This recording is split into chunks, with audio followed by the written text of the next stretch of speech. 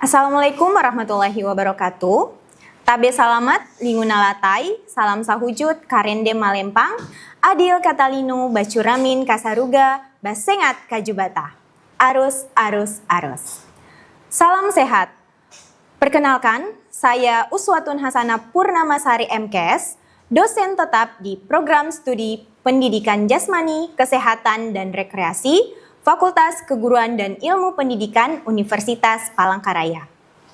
Video ini dibuat untuk melengkapi persyaratan sertifikasi dosen tahun 2025, yaitu pada pernyataan diri dosen dalam unjuk kerja Tridharma Perguruan Tinggi atau PDD UKT-PT pada bidang pengajaran. Pada kesempatan ini, saya akan menyampaikan micro teaching untuk mata kuliah pendidikan kesehatan. Mata kuliah ini merupakan mata kuliah bagi mahasiswa program studi PJKR FKIP Universitas Palangkaraya dengan bobot 3 SKS. Adapun deskripsi pada mata kuliah pendidikan kesehatan, yaitu mata kuliah ini membahas tentang pengetahuan dan keterampilan kepada mahasiswa tentang pola hidup sehat, perbedaan sakit dan sehat, pencegahan dan penanganan kekerasan seksual dan bullying, pertolongan pertama pada cedera, kecelakaan, dan pada saat bencana, unit kegiatan sekolah atau UKS, sekolah sehat, serta merancang program pendidikan kesehatan di sekolah dengan menginternalisasi nilai, norma, dan etika akademik dalam kehidupan bermasyarakat. Mata kuliah ini bertujuan untuk membekali mahasiswa dengan pengetahuan, sikap, dan keterampilan dalam menerapkan prinsip-prinsip kesehatan di lingkungan pendidikan. Capaian pembelajaran pada mata kuliah ini adalah yang pertama, mahasiswa mampu menjelaskan konsep dasar pendidikan kesehatan dan peran pentingnya dalam menunjang kualitas hidup serta pembelajaran pendidikan jasmani di sekolah dan masyarakat. Yang kedua, mahasiswa mampu menjelaskan prinsip dan cara pencegahan penyakit serta penerapan pola hidup bersih dan sehat atau PHBS di lingkungan sekolah dan masyarakat. Dan yang ketiga, mahasiswa mampu merancang program kesehatan di sekolah melalui program unit kesehatan sekolah atau UKS maupun sekolah sehat yang berdasarkan nilai, norma, dan etika akademik dalam kehidupan bermasyarakat. Adapun metode pembelajaran yang saya terapkan bersifat aktif, partisipatif, dan berbasis pengalaman nyata. Metode pembelajarannya terdiri dari ceramah interaktif, yaitu menyampaikan konsep dasar pendidikan kesehatan kepada mahasiswa. Yang kedua, studi kasus yang mendukung kolaborasi mahasiswa dalam menyelesaikan kasus nyata.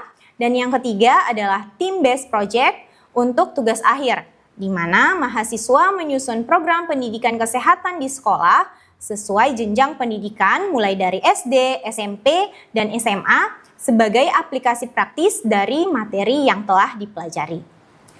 Media pembelajaran terdiri dari RPS, modul ajar, PowerPoint, dan yang terakhir adalah artikel ilmiah.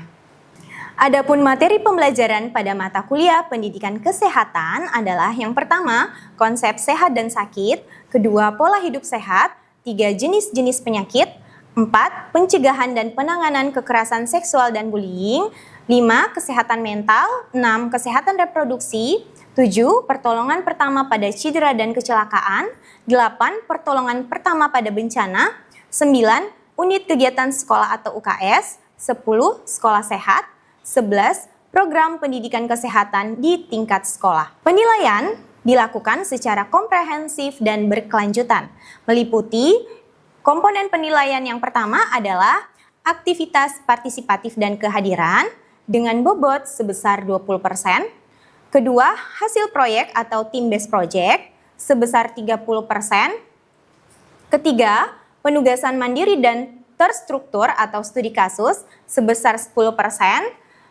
Selanjutnya ada kuis sebesar 5%, ujian tengah semester atau UTS sebesar 15%, ujian akhir semester atau UAS sebesar 20% dengan total komponen penilaian sebesar 100%. Penilaian dilakukan secara objektif berdasarkan indikator seperti ketepatan dan penguasaan materi, partisipasi aktif dan kehadiran, serta kemampuan analisis terhadap studi kasus. Penilaian dilakukan melalui akun portal dosen.upr.ac.id dan dapat dilihat oleh mahasiswa. Melalui pendekatan ini, diharapkan mahasiswa mampu untuk berpikir kritis dan adaptif terhadap perubahan. Baik, untuk tahap berikutnya merupakan cuplikan dari proses pembelajaran pada mata kuliah Pendidikan Kesehatan pada pertemuan ke-12 dengan submateri Unit Kesehatan Sekolah atau UKS. Sekian, wassalamualaikum warahmatullahi wabarakatuh. Assalamualaikum. Oke, gimana kabarnya hari ini teman-teman?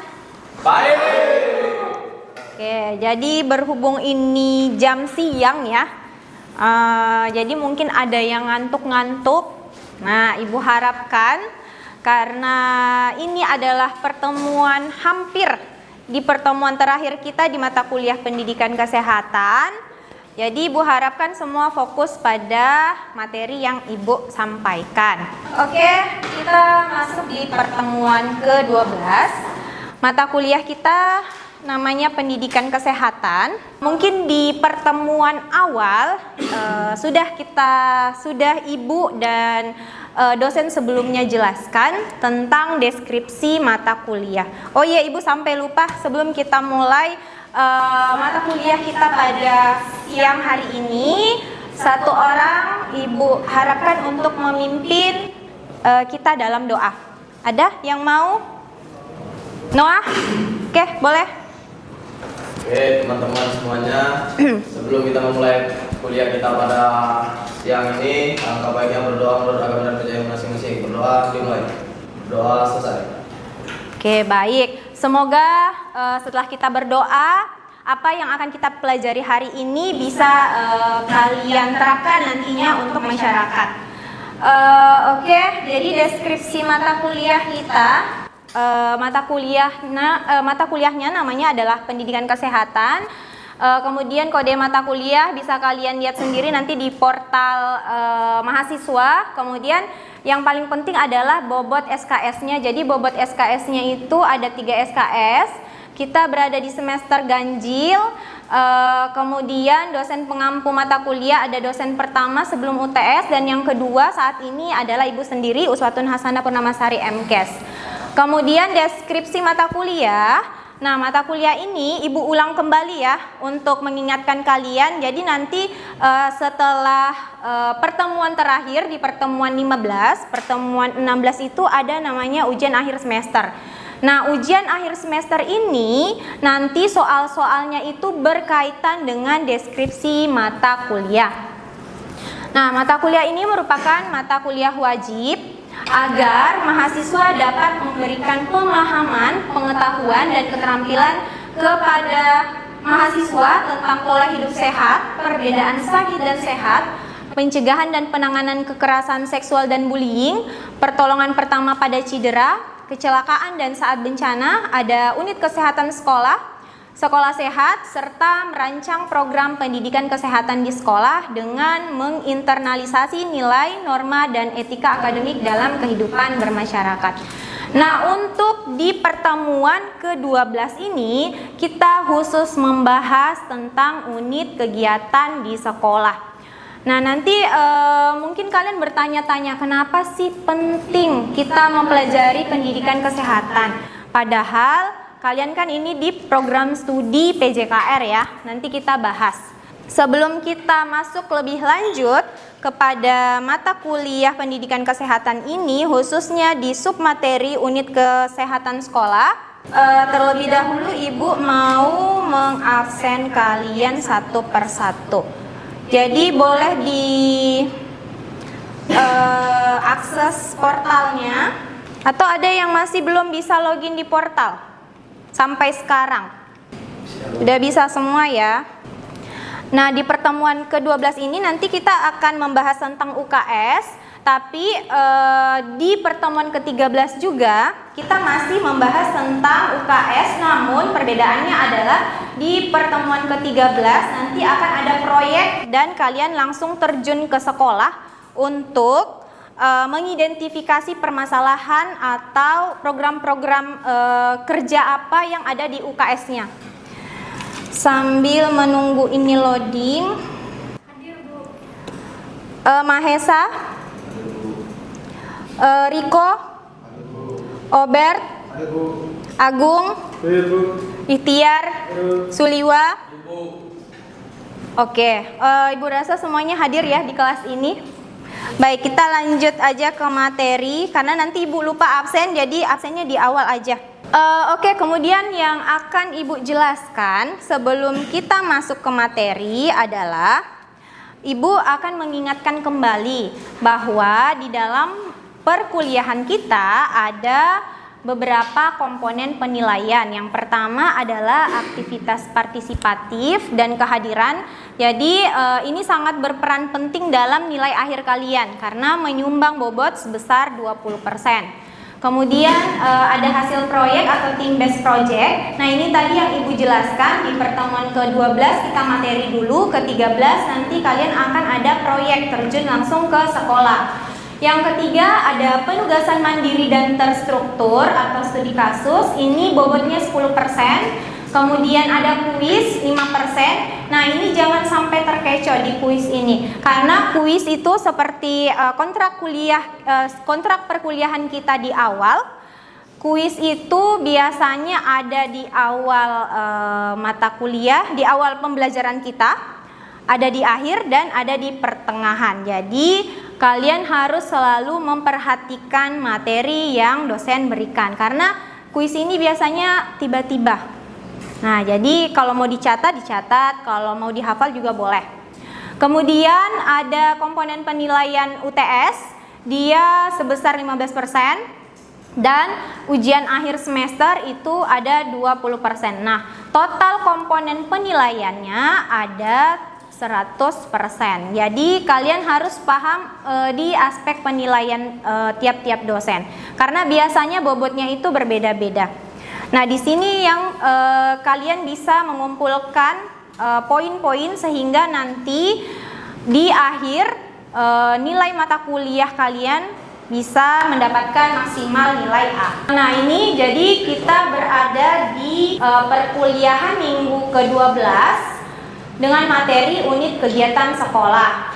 Jadi dosen pengampu mata kuliahnya ada 2, Ibu Zuli dan saya sendiri. Nah, nanti kita ada di sini di hari ini kita berada di pertemuan ke-12. 13-nya nanti Ibu akan jelaskan di akhir. Kita ngapain aja. Ini adalah RPS-nya. Jadi di kontrak kuliah kemarin di pertemuan pertama dosennya itu sudah men-share ke teman-teman semua atau menjelaskan mengenai RPS ini.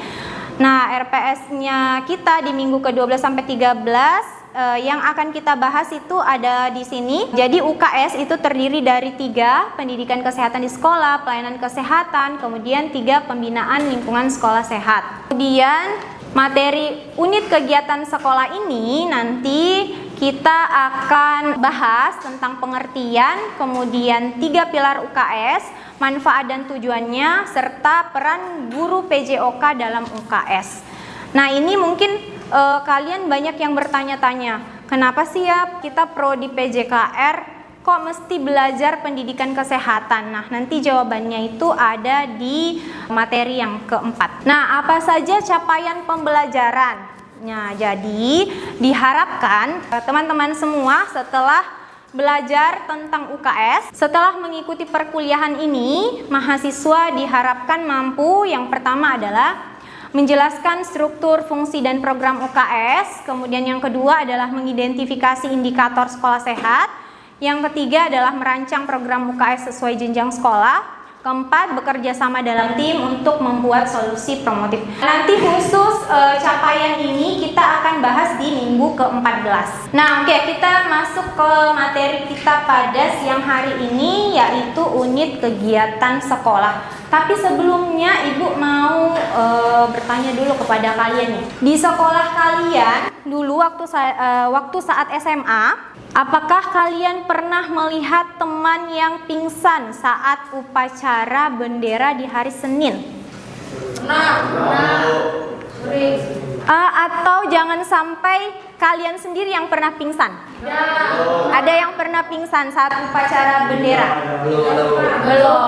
Pertanyaan selanjutnya adalah, nah, teman kalian yang pingsan tadi ini dibawanya kemana? Oke, ke UKS. Di sekolah kalian ada yang punya UKS? Punya. Ada yang tidak punya UKS sekolahnya? Tidak ada. Nggak ada. Berarti kalian masuknya di sekolah unggulan gitu ya? Oke, baik. Nah, sebelum kita masuk ke materi tentang UKS, ada yang tahu nggak pengertian dari UKS? Tapi bukan kepanjangannya ya, tapi pengertiannya. Ya, yang bisa jawab? Unit Kesehatan Sekolah. Siapa namanya? Oke, boleh. UKS kepanjangan dari Unit Kesehatan Sekolah. Oke, unit kesehatan sekolah. Oke. UKS itu unit kegiatan sekolah adalah upaya dalam menanamkan, menumbuhkan, mengembangkan serta meningkatkan kemampuan hidup sehat. Sebenarnya intinya itu didirikan UKS di sekolah supaya siswa yang ada di sekolah itu bisa meningkat kemampuan hidup sehatnya dengan penerapan perilaku hidup bersih dan sehat atau PHBS serta derajat kesehatan peserta didik melalui pelaksanaan trias UKS, yakni yang pertama ada pendidikan kesehatan, kedua pelayanan kesehatan, ketiga pembinaan lingkungan sehat. Kemudian UKS ini merupakan program lintas sektor antara Kementerian Pendidikan, Kesehatan, dan Kementerian Agama. Kenapa tiga ini? Karena di Kementerian Agama juga ada sekolahnya, kemudian Kementerian Pendidikan ada sekolahnya, dan Kementerian Kesehatan ini yang memberikan ide supaya anak-anak itu bisa tetap sehat di sekolah. Jadi ada tiga kementerian yang bergabung menciptakan program UKS ini. Kemudian mungkin dari kalian bertanya-tanya, kenapa sih kesehatan itu penting untuk peserta didik? Jadi peserta didik itu penting untuk dijaga kesehatannya supaya dia terlindungi. Nah, kenapa? Karena menurut dari data SKI itu data kondisi kesehatan anak usia sekolah dan remaja masih berkaitan dengan perilaku atau kebiasaan. Perilaku kebiasaan buruk apa saja yang banyak didapati di sekolah? Nah, yang pertama adalah itu jumlah perokok aktif di Indonesia umur 10 sampai 18 tahun sebesar 7,4%. Jadi cara bacanya ini 7,4%, ada 7 orang lebih per 100 orang yang merokok. Jadi dari 100 orang ada 7 sampai 8 orang yang merokok. Tapi tapi perokoknya itu adalah usia 10 sampai 18 tahun. 10 sampai 18 tahun ini adalah usia anak sekolah. Kemudian yang kedua, masih ada permasalahan bahwa di Indonesia penduduk umur lebih dari 10 tahun itu tidak mencuci tangan dengan benar. Masalah selanjutnya adalah umur pertama kali merokok itu adalah usia pada saat mereka sekolah. Nah, makanya kenapa pentingnya ada UKS, supaya UKS itu nantinya yang akan sosialisasi ke siswa-siswa tentang bahaya rokok, kemudian pentingnya mencuci tangan dengan benar. Nah, ini juga yang terbaru datanya adalah kalau kita lihat di TikTok atau di Instagram atau di media sosial lainnya, banyak berita yang mengatakan bahwa anak-anak di atas 3 tahun itu mengkonsumsi makanan manis sebesar 33,7%. Akibatnya banyak yang diabetes. Oke, ini adalah tujuannya UKS. Jadi tadi ya, karena banyak permasalahan di sekolah, makanya tujuan UKS ini yang pertama adalah meningkatkan pemahaman siswa tentang kesehatan, yang kedua memberikan pelayanan kesehatan sederhana, ketiga menumbuhkan kegiatan hidup bersih dan sehat. Kebiasaan hidup bersih dan sehat ini bukan cuma rajin mandi, tapi tidak merokok, mengurangi konsumsi makanan manis, makan gizi seimbang, dan lain sebagainya. Kemudian 3 pilar UKS terdiri dari pendidikan kesehatan, pelayanan kesehatan, dan lingkungan yang sehat. Nah, program-program apa saja sih sebenarnya yang bisa kita terapkan di sekolah dari 3 pilar UKS ini? Yang pertama, ada pelayanan kesehatan. Pelayanan kesehatan ini programnya bisa penjaminan kesehatan dan pemeriksaan berkala. Maksudnya di sini biasanya di SD kalian, di SD, SMP, SMA itu ada pemeriksaan secara berkala yang dilakukan oleh puskesmas. Kemudian pelayanan kesehatan ini ada juga namanya program imunisasi. Nah, di usia SD ada yang tidak mendapatkan imunisasi? Ada? Nggak ada. Oke, berarti semuanya dapat imunisasi ya waktu SD. Nah, kemudian yang ketiga adalah pemberian obat cacing. Kemudian yang keempat adalah P3K dan P3P. Nah, kemudian program kedua adalah pendidikan kesehatan. Di pendidikan kesehatan ini programnya terdiri dari literasi kesehatan. Kalian bisa memberikan poster-poster di kelas-kelas masing-masing atau ditempel di mading terkait dengan misalkan bahaya dari rokok apa saja, kemudian bagaimana cara mencuci tangan yang benar. Kemudian di pendidikan kesehatan programnya juga bisa mengenai perilaku hidup bersih dan sehat, pendidikan gizi, pendidikan gastro, karakter, pembiasaan aktivitas fisik, dan juga dokter kecil. Nah, makanya kenapa kalian mata kuliah kesehatan itu berkaitan dengan program-program UKS. Oke, selanjutnya adalah pembinaan lingkungan sekolah sehat. Itu paling sering kita malas biasanya buang air kecil atau buang air besar karena di sekolah itu paling jorok sanitasinya. Nah, makanya kalian hadir sebagai guru PJOK supaya nanti memperbaiki program-program UKS yang ada di sekolah. Selanjutnya adalah pembinaan kantin sehat. Nah, kan tadi permasalahan di awal itu adalah usia sekolah banyak yang mengkonsumsi makanan manis. Nah, makanya kalian harus berkoordinasi guru PJOK, kepala sekolah, dan guru-guru. Kalau bisa kantin di sekolah itu diganti makanannya dari yang manis-manis ke buah-buahan misalkan. Oke, selanjutnya adalah pemanfaatan pekarangan sekolah atau madrasah. Ini paling disukai sama siswa biasanya adalah menanam. Jadi dengan menanam selain mental health-nya itu bagus, di sekolah juga halamannya indah karena banyak yang hijau-hijau. Oke, next. Nah, program pembinaan lingkungan sekolah sehat selanjutnya adalah pemberantasan sarang nyamuk karena di Indonesia itu masih banyak kasus DBD dan malaria. Apalagi kita di Palangkaraya dan juga di PJKR, nah kita banyak nyamuk. Nah, makanya itu pemberantasan sarang nyamuk itu penting. Nah, yang paling penting berikutnya adalah bukan cuma siswa kayaknya, mahasiswa juga perlu. Jadi pembinaan lingkungan sekolah sehat itu harus ada program kawasan tanpa rokok, nafsa dan kekerasan dan pornografi. Biasanya kan di sekolah ya ada banyak sekali kasus tentang pelecehan seksual oleh guru dan sebagainya, banyak yang mulai merokok di usia sekolah. Nah, itu kalian harus membuatkan program yang sesuai dengan permasalahan yang ada di sekolah. Nah, apa saja sih peran guru PJOK dalam UKS? Yang pertama adalah fasilitator aktivitas fisik sehat. Jadi biasanya kalian sebagai guru PJOK ketika dikasih tanggung jawab untuk menjadi pembina UKS, nah biasanya nih kalian disuruh untuk memfasilitasi aktivitas fisik, senam, olahraga, kemudian aktivitas fisik sehat. Ini satu aja. Ini ada typo, oke, sorry. Fasilitator aktivitas fisik sehat seperti senam sama olahraga biasanya setiap hari Jumat di sekolah itu kan ada namanya program senam. Nah, biasanya kalian yang menjadi instruktur. Yang kedua, edukator kesehatan dasar, PHBS, kemudian kesehatan reproduksi, kemudian gizi. Kan kalian juga selain belajar tentang mata kuliah pendidikan kesehatan juga belajar tentang gizi. Nah, nanti di mata kuliah itu kalian bisa aplikasikan dalam program UKS pada saat nanti kalian menjadi guru PJOK. Kemudian yang terakhir adalah penghubung lintas sektor.